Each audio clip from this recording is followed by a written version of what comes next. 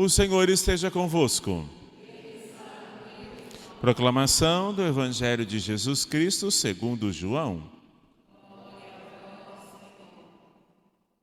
Naquele tempo, Pedro virou-se e viu atrás de si aquele outro discípulo que Jesus amava.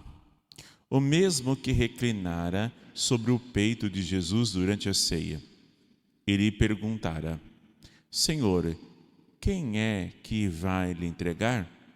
Quando Pedro viu aquele discípulo, perguntou a Jesus: Senhor, o que vai ser deste? Jesus respondeu: Se eu quero que ele permaneça, que eu venha, o que lhe importa com isso? Tu segue-me. Então correu entre os discípulos a notícia de que aquele discípulo não morreria. Jesus não disse que ele não morreria, mas apenas: se eu quero que ele permaneça até que eu venha, o que te importa? Este é o discípulo que dá testemunho dessas coisas que escreveu. E sabemos que o seu testemunho é verdadeiro. Jesus fez ainda muitas outras coisas, mas que se fosse escrita todas, penso que não caberiam no mundo, nos livros que deveriam ser escritos. Palavra da salvação. Vinde, Espírito Santo, enchei os corações dos vossos fiéis e acendei neles o fogo do vosso amor. Enviai o vosso Espírito e tudo será criado e renovareis a face da terra. Oremos, ó Deus, que instruístes os corações dos vossos fiéis com a luz do Espírito Santo. Fazei que apreciemos retamente todas as coisas, segundo o mesmo Espírito, e gozemos sempre da sua consolação, por Cristo Senhor nosso. Amém. Vinde, Espírito Santo, vinde por meio da poderosa intercessão do Imaculado Coração de Maria, vossa amadíssima esposa. Nossa Senhora de Fátima, Nossa Senhora das Lágrimas, em nome do Pai, do Filho e do Espírito Santo. Amém.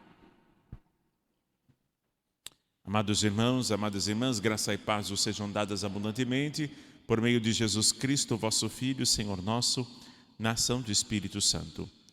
Estamos no último capítulo 21 do Evangelho de João, em que João vai relatar exatamente algumas coisas sobre ele e Pedro. Uma frase importante desse texto é assim: Jesus fez ainda muitas coisas, mas se fossem escritas todas, penso que não caberiam no mundo, nos livros que deveriam ser escritos.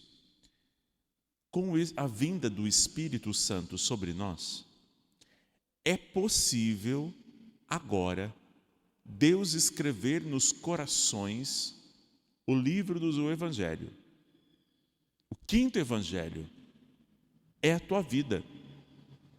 É aquilo que Deus quer realizar. É aquilo que Deus quer fazer. A tua alma agora, depois do Espírito Santo, é Deus que quer desenhar e quer escrever a história dele, o projeto dele, a vida dele na tua. E você deve deixar, pelo livre-arbítrio, dizer: eu quero, Senhor, renuncio tudo aquilo que me atrapalha, o pecado, as ações das trevas. Não quero. Eu quero a luz que vem de ti e eu quero que o Senhor escreva em minha alma os dons sagrados do Espírito Santo para que eu possa te seguir, te amar e o Senhor escrever em minha vida uma outra história. Não as histórias que eu escrevo porque eu quero e eu desejo. Como consagrado a Nossa Senhora, consagrado a Jesus por meio de Maria, eu não mais mando em minha vida. É a Senhora que manda. Eu sou escravo que obedeço às suas ordens. Eu não sei o que é melhor para mim. Só Deus sabe o que é melhor para mim, porque Deus Ele sabe do futuro e quer permanecer no futuro conosco. Ele quer fazer uma história diferente. Ele quer escrever em nossas almas palavras eternas, não passageiras, mas divinas, que nos leva ao céu. Deixe escrever. Sua alma e seu coração deve ser um papel em branco em que o Senhor escreve. E a palavra de Deus, quando sai de sua boca, já é concretização. Não é uma palavra qualquer. Quando Ele fala, já é ação em sua vida. Por isso, deixe Ele tocar. Deixa Ele fazer a história que Ele quer em sua vida. Antes disso,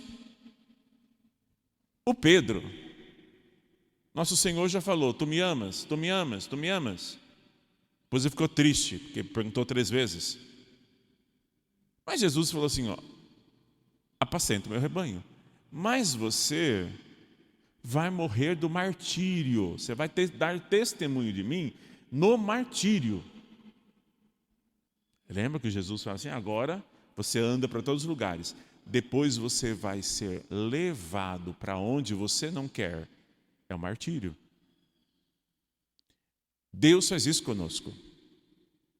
Você não quer ir para esse lugar, mas se você permite por obediência, eu vou porque Ele está mandando. É isso que Deus quer de nós. Ele quer dominar os nossos instintos. Primeiro passo que Jesus quer nos dominar, os nossos instintos, emoções, sentimentos, essas coisas que Deus domina, que quer dominar, para que você seja dono de si. Sendo dono de si, você torna-se humano. Sendo humano, Deus toca na tua alma, como no espírito, como eu acabei de dizer, e você faz a vontade de Deus.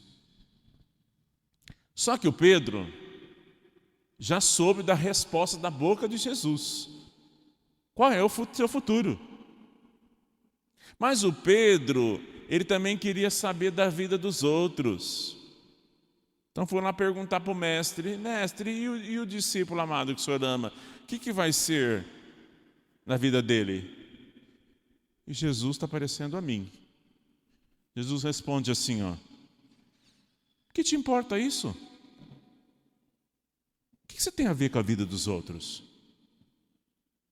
Por que você se importa tanto da vida espiritual? Se levantou, se não levantou, se pode, se não pode?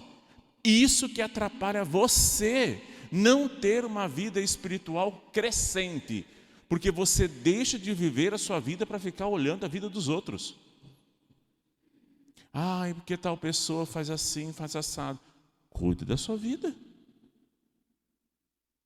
Dá vontade de colocar uns 10 gatos na sua casa para cuidar das vidas dos gatos, para você parar de viver a vida dos outros. Ai, aquele pecou. Você também não peca? Ai, o padre falou tal coisa. O padre é o bispo para cuidar.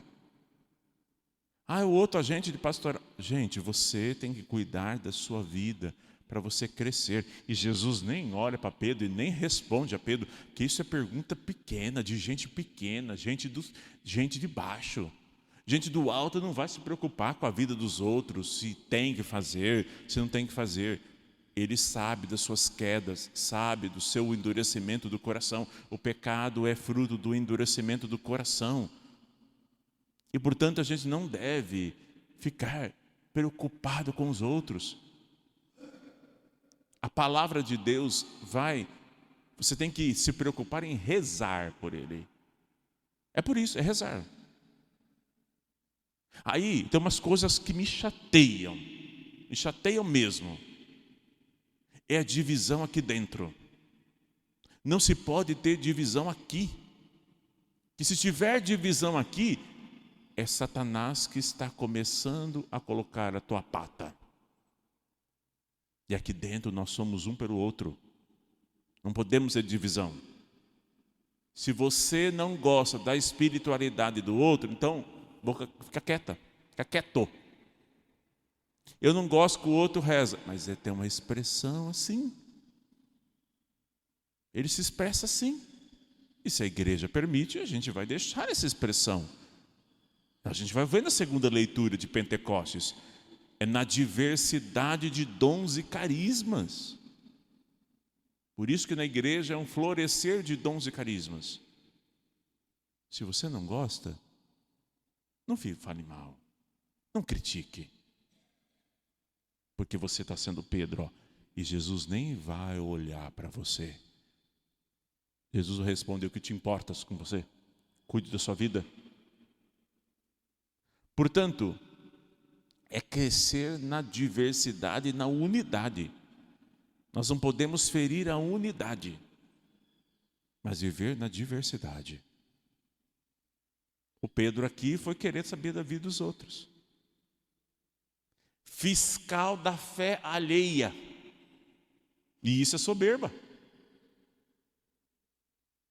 Aí tem umas coisas assim, em qual morada você está? Cuida da sua vida. É Deus que sabe. Nossa Senhora que cuida. Porque você não cresce espiritualmente. Aí tem umas coisas assim que, olha, só pela misericórdia divina. Eu vi isso, eu senti isso, eu fiz aqui. Gente, Deus não fala para você, é para você. Se é de Deus, vai te dar paz. Se não é de Deus, se faz mal. Então não é de Deus. É de Satanás. Talvez é a sua carne produzindo isso, que provoca você orgulho, soberba. Eu rezo melhor que o outro. Eu tenho o dom. Eu tenho isso, aquilo. Aí eu me encho de orgulho. Encho de orgulho. Deus não está lá. O que importa com isso? Pedro, o que te importa? Vem, segue-me. Pedro, para você tem que me seguir. Isso é o que importa. O que importa para você é rezar. O que importa para você é interceder. O que importa para você é quando você se une a Deus. Unindo a Deus, você está fazendo a vontade dele. Então vem, segue-me. O restante é conosco, Senhor. Não queira ser Ele, não queira ser Deus. Seja nosso. Seja ovelha. Você quer ser mestre? Mestre não, ovelha. Para depois ser mestre. Portanto, não seja fiscal da fé dos outros. Quem tem que olhar é Cristo. E quando a pessoa for procurar o sacerdote, aí o sacerdote vai dar instrução. Se a pessoa não procurar ajuda, ninguém vai ajudar ela, porque ela não quer ajuda. Aí contesta que ela é soberba mesmo. Vai lá atestado que ela é soberba. O Pedro, a resposta: segue, Pedro. A você cabe seguir. Primeira leitura, o Paulo vai a Roma. O Paulo já foi preso, prisioneiro em Roma. E ele está lá na hora do julgamento e diz assim: eu não traí o meu povo, mas eu vou recorrer a César. Que nenhuma intenção de acusar a minha nação. Eu pedi para ver e falar, pois estou carregando algumas algemas, exatamente por causa da esperança de Israel. Paulo foi ao tribunal por onde ele não queria.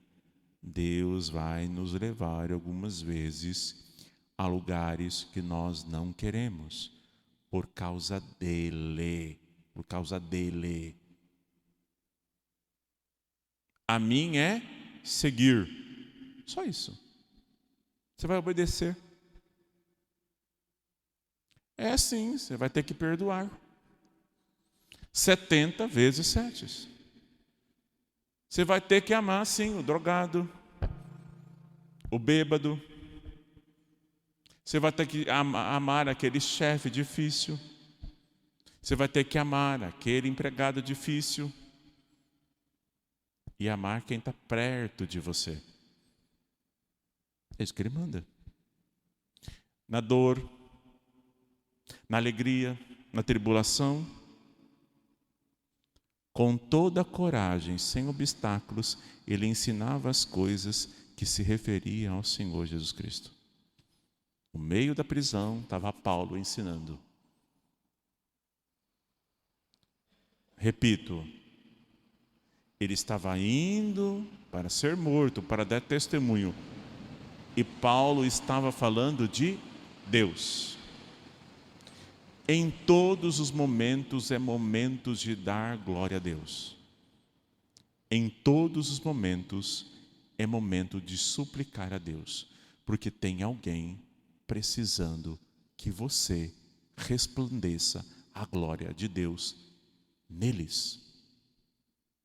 Na fila do supermercado, na padaria, ao sair da igreja, sua casa, em todos os lugares, você é um evangelho vivo, dos quais as pessoas precisam ler.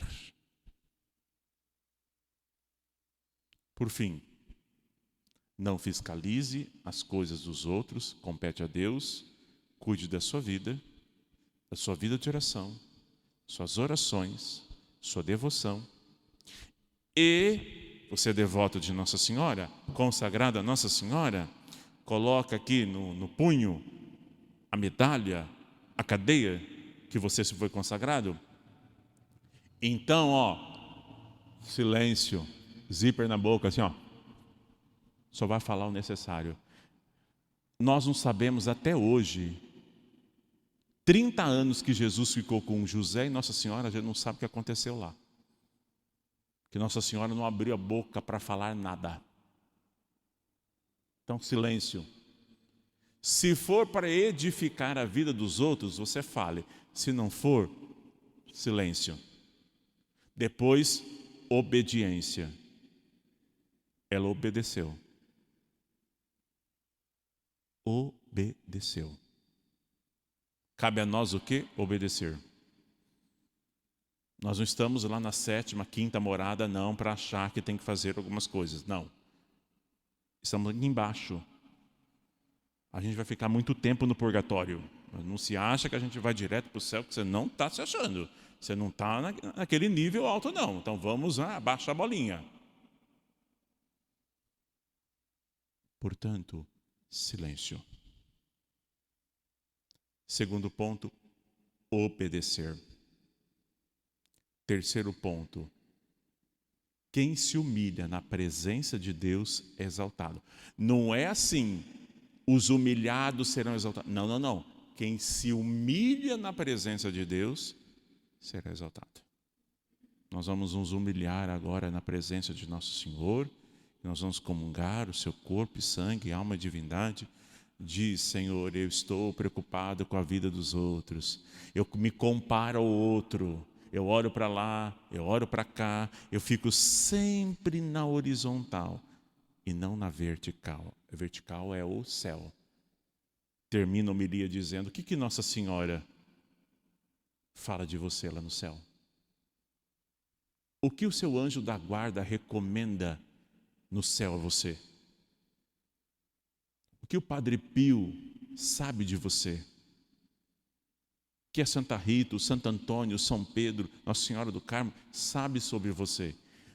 O céu que deve saber, não os outros. E você fica olhando para um lado, olhando para o outro e não olha para o céu. O céu que deve saber de você, não os outros. Os outros não se importam a nada. Só a Deus que você deve prestar contas. A mais ninguém. Ninguém deve nada para você e você não deve nada a ninguém. Se pode dever é a Deus. A honra, a glória e o poder. Louvado seja nosso Senhor Jesus Cristo. Ofertemos.